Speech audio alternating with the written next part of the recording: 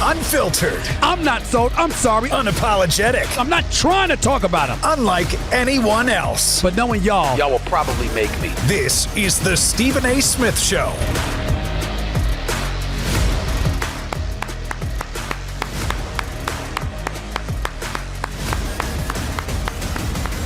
Bravo! Bravo! Welcome to the latest edition of the Stephen A. Smith Show, coming at you as I love to do every weekday from 1 to 3 p.m. Eastern Standard Time over the airways of Sirius XM. Mad Dog Sports Radio. Number to call up as always is 888 Mad Dog 6. That's 888 Mad Dog 6. That's 888-623-3646. That's 888-623-3646. You are listening live to the Stephen A. Smith Show, Sirius XM, Mad Dog Sports Radio. To send in your voicemail messages at Get Serious, just go to SiriusXM.com/Get Serious to send in those voicemail messages. That's SiriusXM.com/Get Serious to send in your voicemail messages. Got a jam-packed show coming your way. You saw me applauding. You saw me clapping. Because I don't know if y'all noticed or not. Did y'all know that the Dallas Cowboys just beat the Super Bowl champions? Did you know that? Did you know that?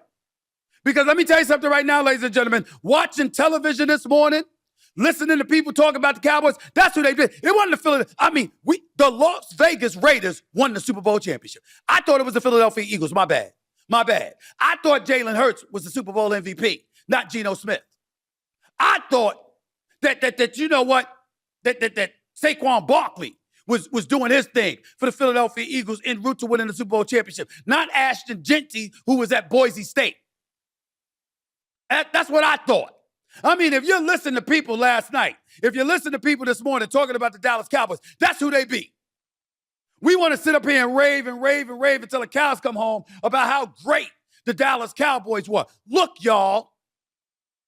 I mean, they beat the Raiders. I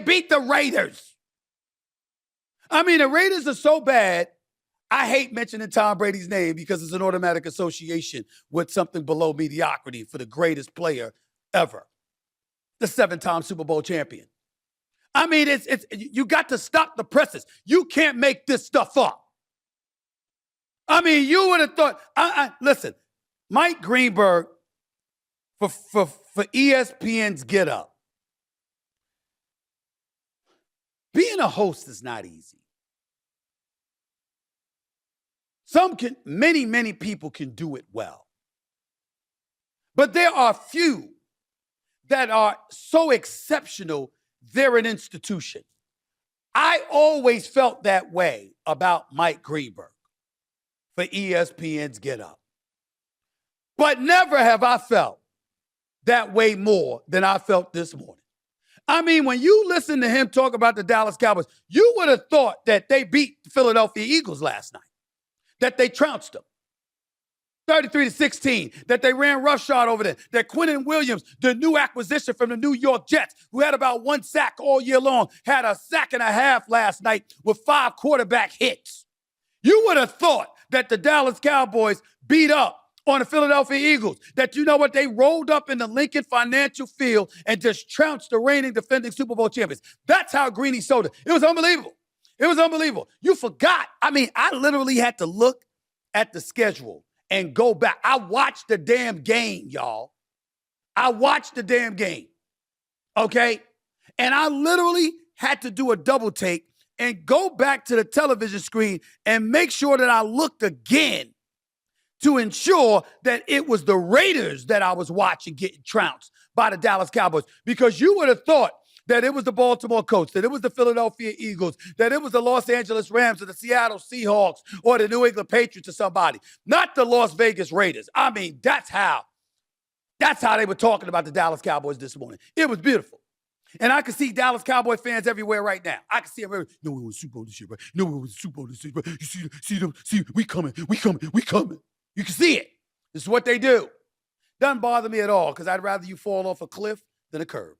If you're a Dallas Cowboy fan, nothing pleases me more. I don't root against Jerry Jones. I don't root against CeeDee Lamb. I don't root against George Pickens. I don't root against Dak Prescott of them, but I do root against the Dallas fan base. Because, boy, that's a nauseating, disgusting fan base that never takes a second to smell their own stench. Every year, we go win Super Bowl next year. And they ain't won in 29 years. Okay? They're in 10th place in the NFC right now. Okay? The Eagles are ahead of them in the NFC East. The entire NFC North has a better record than them practically. Well, maybe not Minnesota now because they're 4-6. But Green Bay, Detroit, and Chicago do. Okay? You got the Buccaneers and the Carolina Panthers in the NFC South. They're ahead of the Cowboys and damn near the entire NFC West. Well, really not the Cardinals because the Cardinals are 3-7, but they beat the Cowboys. I mean, you simply cannot make this up. But this is where we are right now with the Cowboys. They got people loving them. They got people looking at them now. And listen, Cowboys offense is legit. That's a Super Bowl caliber offense. With Dak Prescott having CeeDee Lamb and Pickens and Ferguson to throw the ball to, with Williams running the football effectively, with supplementary parts like Tolbert and others coming off the bench and doing what they're doing, Dallas's offense is no joke. And Brian Schottenheimer is not slouchy. So much love and respect. Much love and respect to the Cowboys offensively. Defensively, you've got Overshawn back. You got Williams in there. You got Logan Wilson that you just acquired as well. You got Deron Bland back there. I'm looking at the Cowboys right now. Could they make some noise? Yeah. But these next 3 weeks going to tell us something. You got Philadelphia, you got Kansas City, you got Detroit. How many of those games the Cowboys are winning? I'm just asking. How many of those games are the Cowboys winning? Inquiring minds want to know. Because you got to do something. To me, the Cowboys have to win a minimum of 6 of their final 8 games.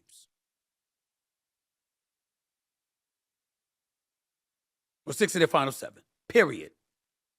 You got to win it. The only way the Dallas Cowboys got a chance is if they win 6 of their final 7 games. They don't do that, it's a wrap. They got to win 6 of the final 7.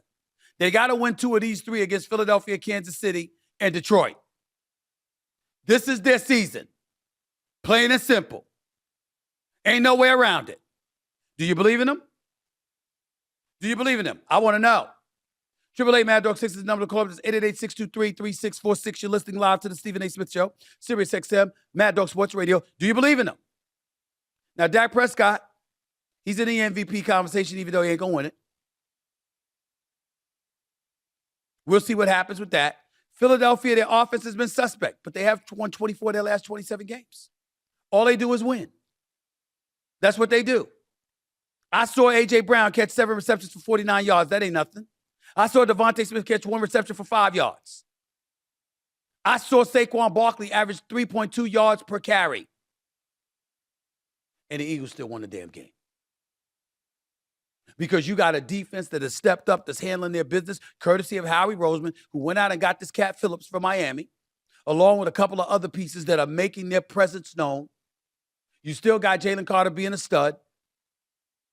Am I worried about the Eagles this weekend? Sure, because their offense has been anemic, number 1. And number 2, I'm also looking at the fact that Lane Johnson is out.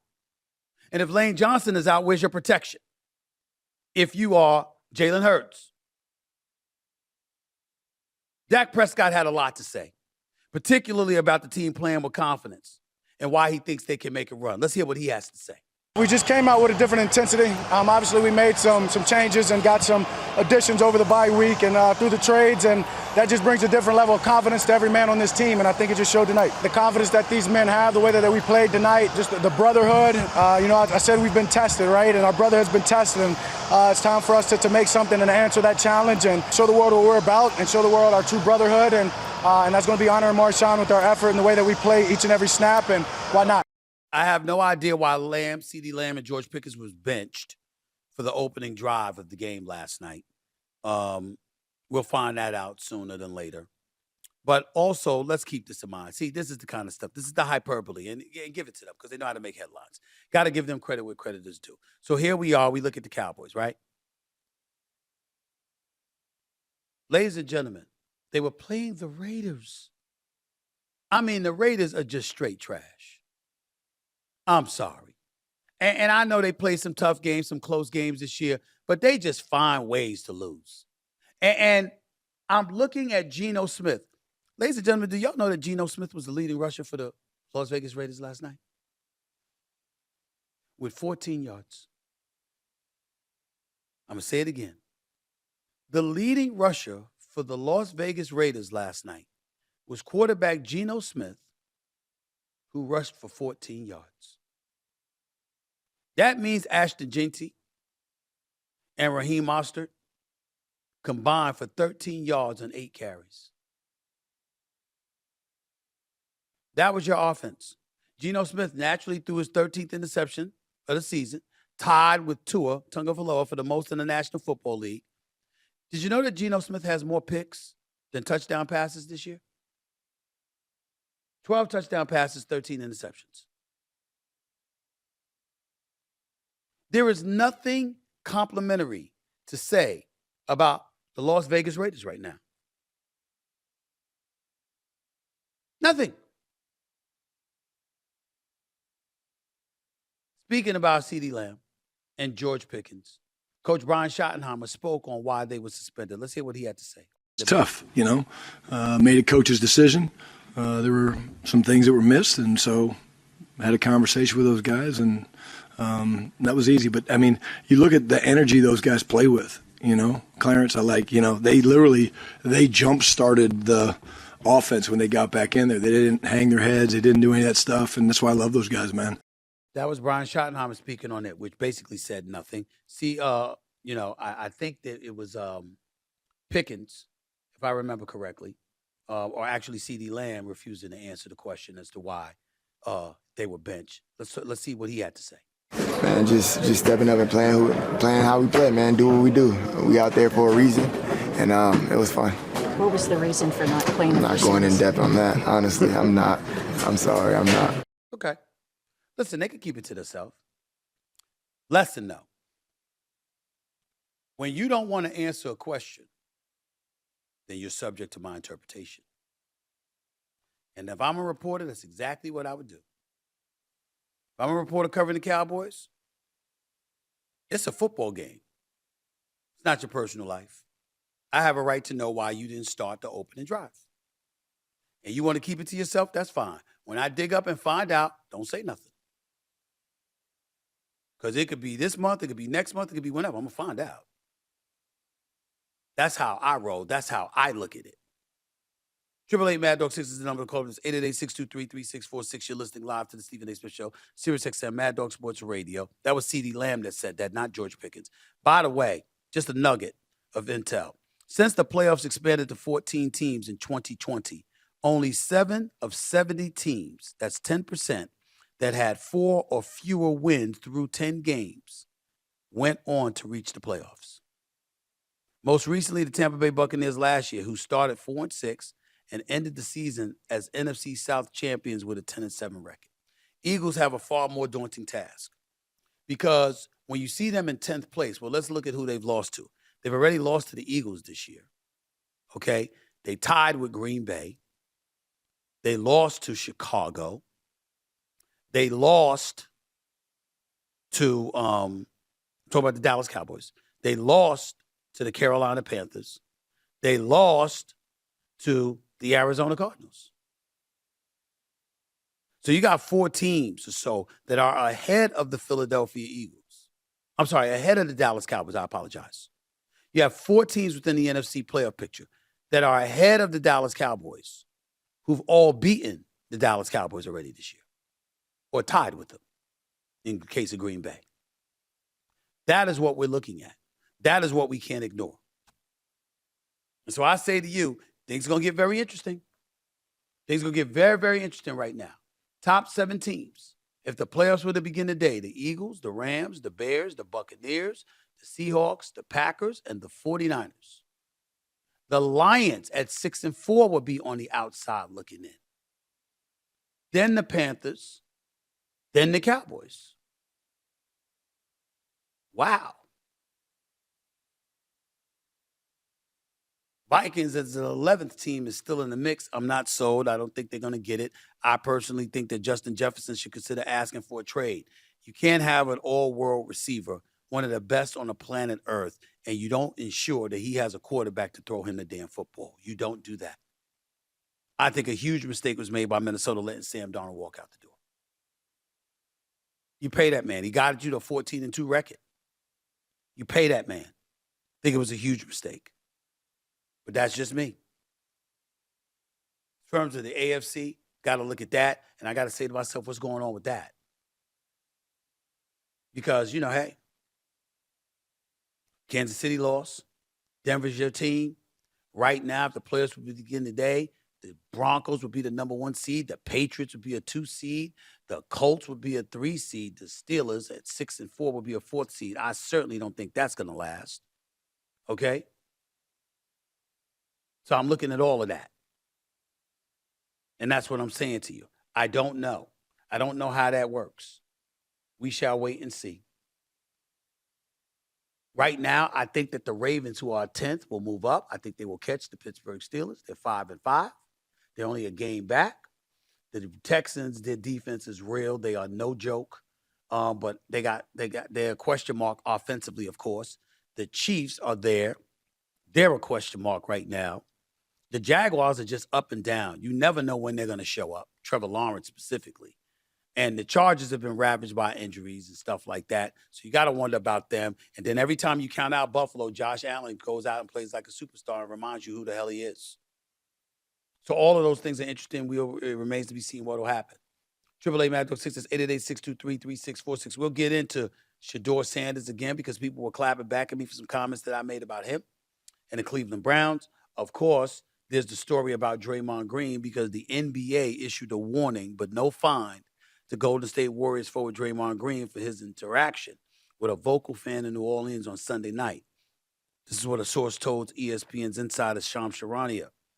After Green had a first quarter possession with several offensive rebounds and missed shots, the fan yelled Angel Reese toward Green, who said he initially laughed. But after the fan repeated the chant several times, Green walked over to confront him on a baseline during a second quarter stoppage. Quote, "It was a good joke at first, but you can't keep calling me a woman," Green said post-game about the reference to the WNBA star and former LSU player who set several LSU and SEC rebounding records. He says, "I got 4 kids, 1 on the way. You can't keep calling me a woman." He didn't put his hands on anybody. He didn't get violently into the person's face. He just walked over to them, let them know, there's lines that you're crossing here. Don't do that. I don't see no problem with that, but I can understand the cautionary position that the NBA has taken because you don't know how the fan is going to react and whether it's going to further serve to try to provoke Draymond Green, and Draymond Green could have lost it. I don't know. I just know that great Draymond Green was not wrong in this. That much I do know, and I'm glad that the NBA did not fine him. 888-MAD6 is always the number to call up. That's 888-623-3646. You're listening live to the Stephen A. Smith Show, Sirius XM, Mad Dog Sports Radio.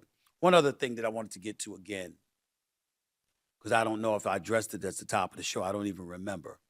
But the New York Post is out with an article about me.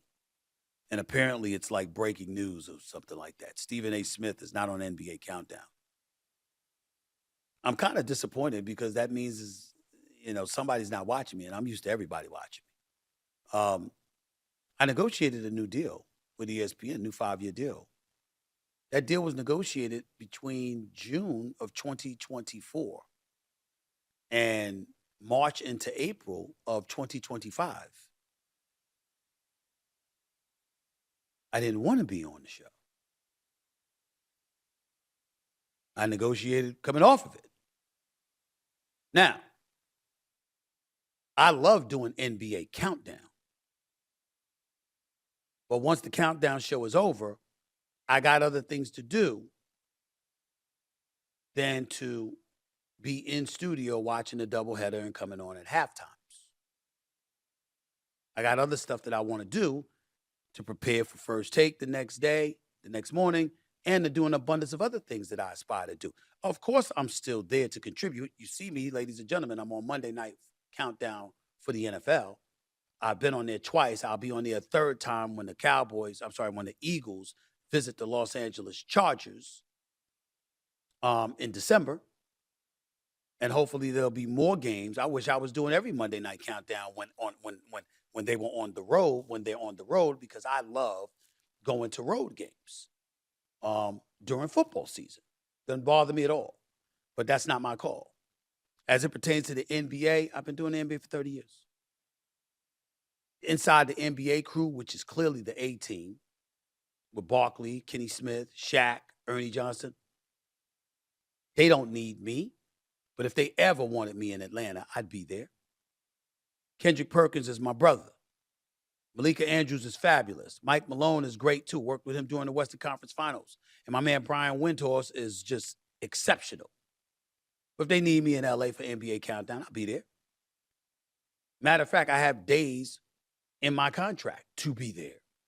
I just don't have to be there full time because I have a radio show right here that I'm doing now, Sirius XM Mad Dog Sports Radio, every weekday from 1 to 3 p.m.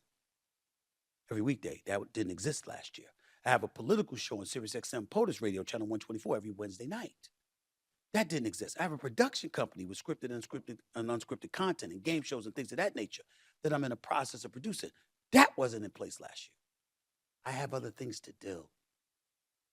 So why the New York Post would go out there and act like there's reporting something new that has long been established months ago is beyond me. But it is their entitlement. They can do what they want to do.